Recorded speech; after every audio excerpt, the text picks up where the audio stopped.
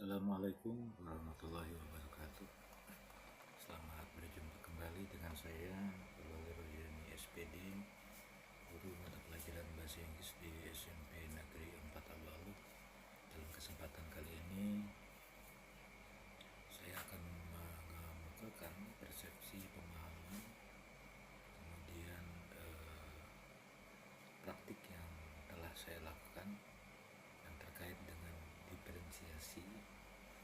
Kemudian bagaimanakah dampak daripada penerapan diferensiasi itu terhadap proses pembelajaran, khususnya pada mata pelajaran bahasa Inggris yang mana saya menjadi guru atau fasilitator pembelajaran para siswa. Yang saya sampaikan ini itu untuk memenuhi daripada salah satu tugas 2.1.j, yaitu koneksi antara materi modul. Saya sambil membaca ini agar saya tidak lepas daripada konteks yang saya akan bicarakan. Jadi yang pertama,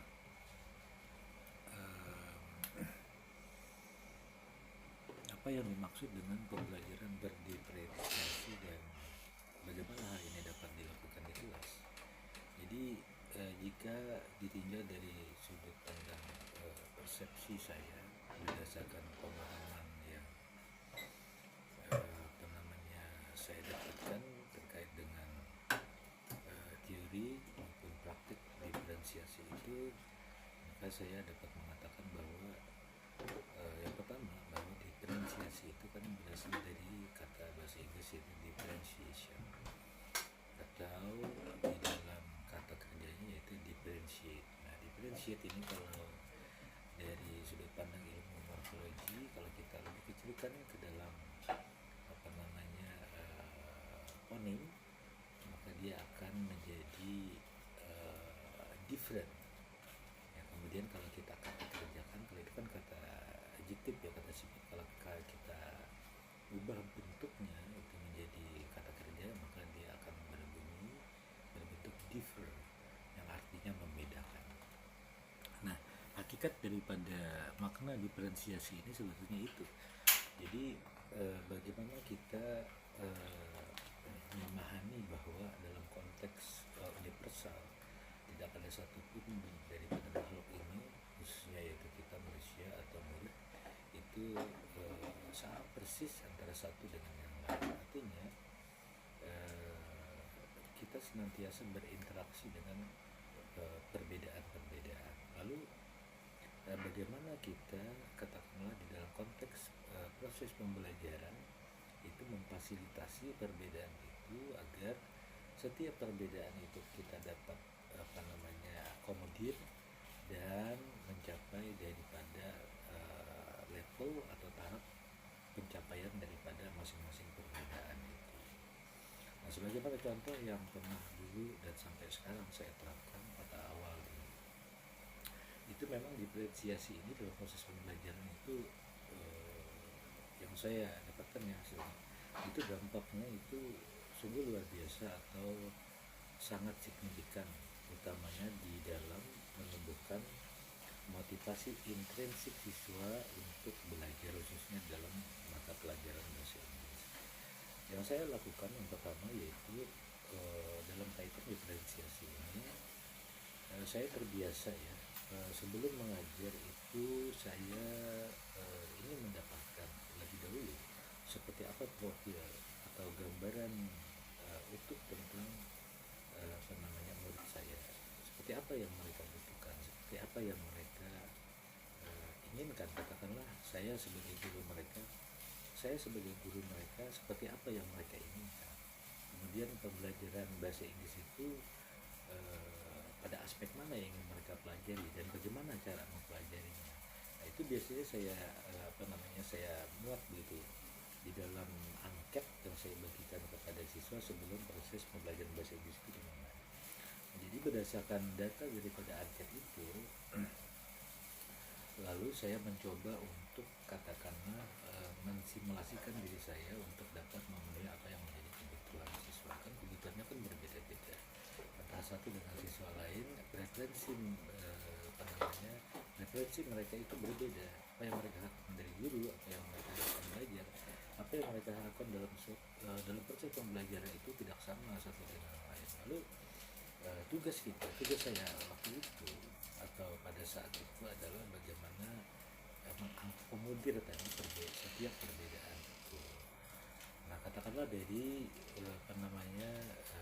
gaya saya mengajar atau teknik saya mengajar itu tidak monoton. Jadi saya menggabungkan beberapa pendekatan metode kemudian teknik pembelajaran.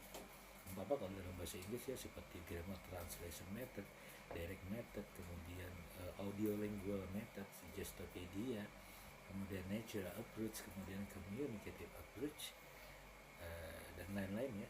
Nah itu senantiasa saya variasikan atau saya diferensiasi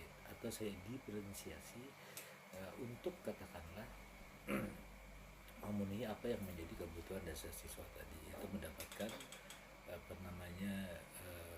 pelayanan berdasarkan apa yang mereka butuhkan berdasarkan kodrat diri mereka masing-masing. Nah, di samping teaching style, kalau saya menyebut teaching style saya itu saya sesuaikan dengan konteks yang saya temukan, maka saya juga kemudian yaitu mencoba untuk mendesain perencanaan pembelajaran untuk mengakomodir itu pula. Artinya perbedaan atau diferensiasi yang ada pada diri siswa itu saya coba akomodir di dalam perencanaan pembelajaran. Jadi bagaimana saya merancang pembelajaran itu agar proses pembelajaran yang terjadi di dalam kelas itu minimal itu ada mewakili daripada apa yang diinginkan oleh siswa dan apa yang menjadi karakteristik siswa itu.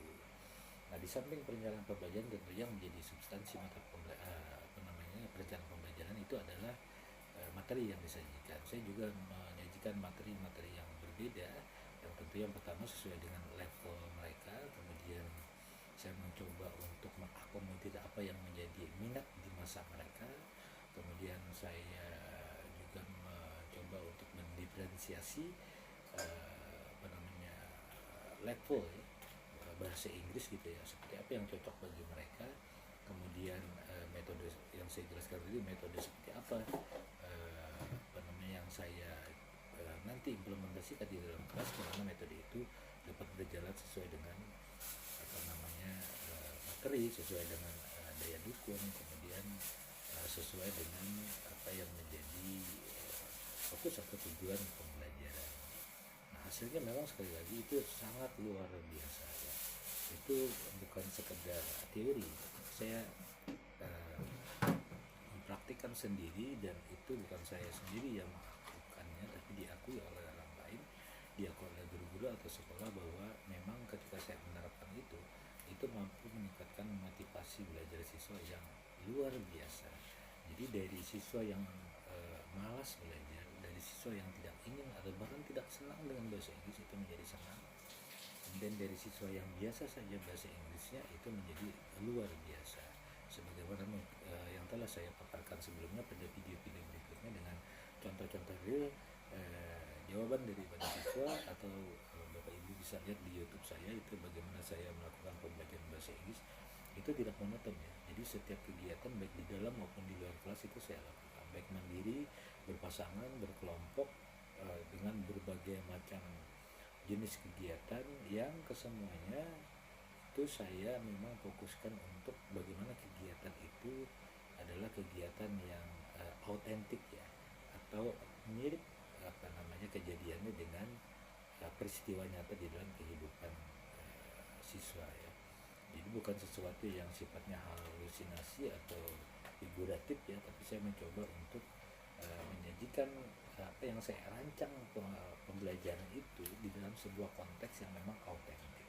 Sebagaimana contoh umpamanya ketika saya berbicara masalah teks prosedur ya, maka saya itu membawakan real demonstration. Itu bisa Bapak Ibu lihat ya, juga di PMM saya atau YouTube saya, itu bagaimana anak-anak saya